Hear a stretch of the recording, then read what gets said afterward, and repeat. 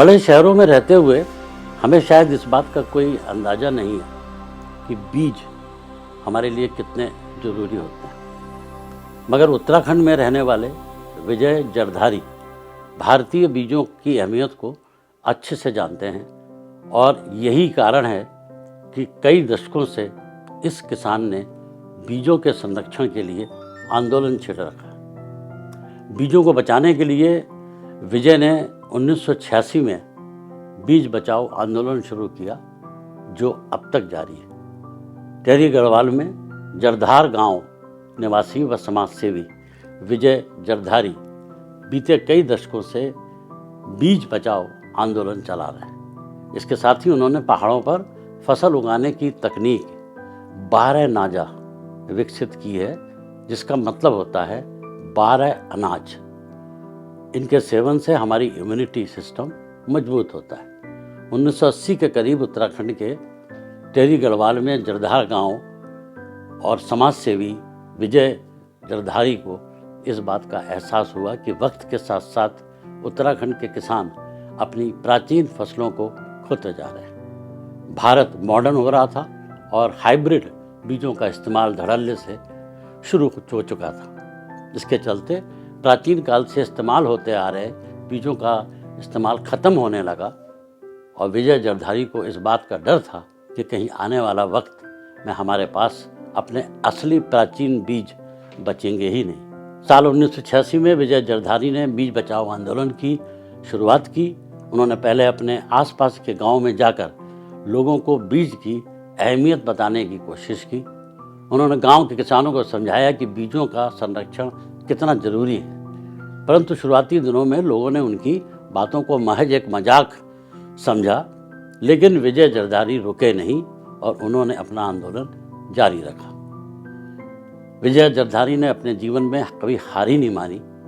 उन्होंने अपना एक स्लोगन बनाया, क्या है जंगल के उपकार, मिट्टी पानी और बयार, मिट्टी पानी और बयार जिंदा रहने के आधार। उन्होंने अपनी मुहिम को इसी स्लोगन के साथ जारी रखा और जितने बीज वे संरक्षित कर सकते थे वो करते गए। इतना ही नहीं, उन्होंने किसानों को परंपरागत तरीके से एक ही खेत पर समय के अनुसार अलग अलग फसल उगाना भी सिखाया।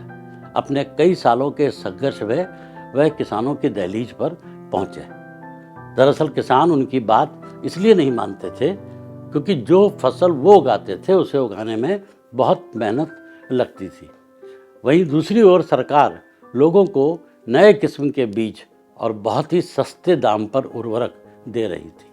इससे फसल उगाना थोड़ा आसान हो गया था और जिसे किसान बहुत पसंद कर रहे थे। ऐसे में विजय ने घर घर जाकर लोगों को 12 नाजा तकनीक सिखाई। यह प्राचीन काल में उत्तराखंड के किसानों द्वारा इस्तेमाल की जाने वाली वह तकनीक थी जिसके जरिए एक ही ज़मीन पर अपने इस्तेमाल में आने वाली हर फसल उगा सकते थे। इतना ही नहीं, इसमें कई फसलें ऐसी भी थीं जो प्राकृतिक आपदाओं के समय भी उगाई जा सकती थी।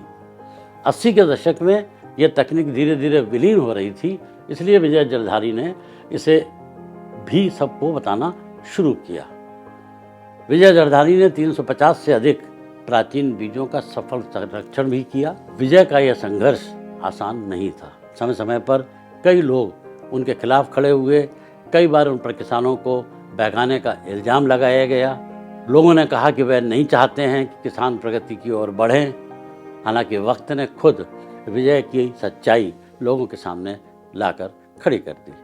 उत्तराखंड में जब जब सूखा आया या भारी बारिश हुई, वहाँ सिर्फ प्राचीन फसल ही उग पाई। बाकी कॉमर्शियल फसलें जैसे सोयाबीन इत्यादि यहाँ नहीं उगाई जा सकी।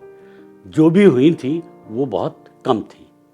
इन समस्याओं के बाद किसानों को समझ में आया कि विजय का कहना ठीक है। जिस खेत में वह सिर्फ एक फसल उगा रहे थे, वहाँ पर वह प्राचीन तरीकों से कई फसलें उगाकर अपने परिवार का पेट भर सके।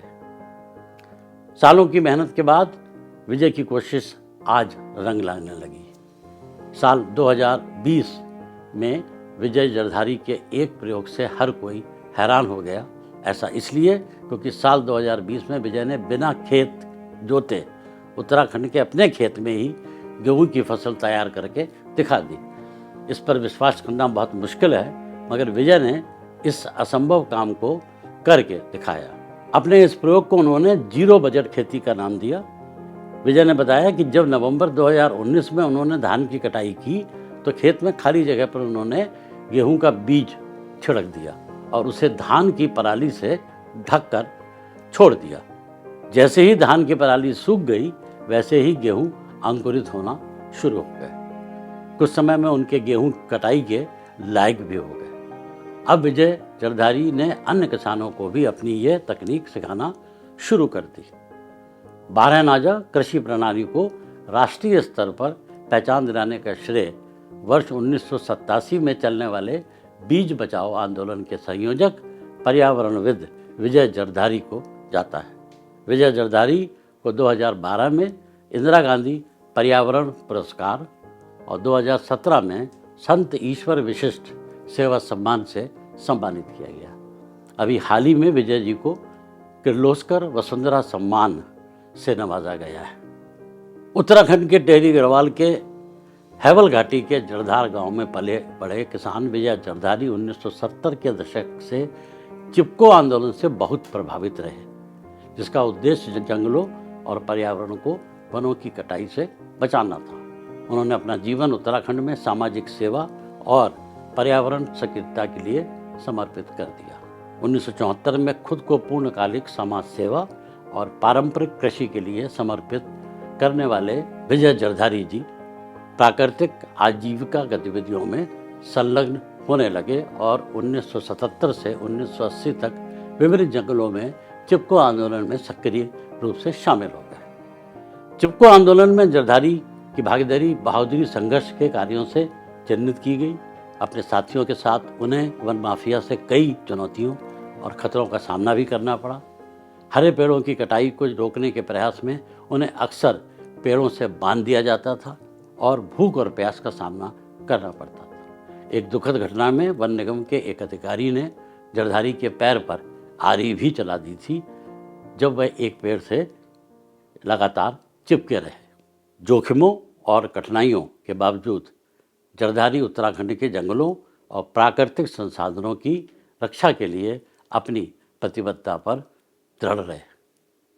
चिपको आंदोलन के प्रति जरधारी के समर्पण के कारण फरवरी 1978 में उन्हें 23 अन्य आंदोलनकारियों के साथ 14 दिनों के लिए जेल भी जाना पड़ा था, लेकिन वह पर्यावरण संरक्षण और सामाजिक न्याय की खोज में हमेशा लगे रहे। प्रतिकूल परिस्थितियों का सामना करने में उनकी बहादुरी और दृढ़ता ने चिपको आंदोलन के लिए जागरूकता बढ़ाने और समर्थन जुटाने में महत्वपूर्ण भूमिका निभाई, जिसके परिणाम स्वरूप अंततः उत्तराखंड में कई जंगलों की सुरक्षा हुई। सकारात्मक बदलाव लाने में जमीनी स्तर के आंदोलनों की शक्ति का एक प्रमाण है। यह एक टिकाऊ और लचीली कृषि प्रणाली बनाने में पारंपरिक ज्ञान और प्रथाओं के महत्व की याद दिलाता है और किसानों और कार्यकर्ताओं की भावी पीढ़ियों के लिए प्रेरणा के रूप में कार्य करता है।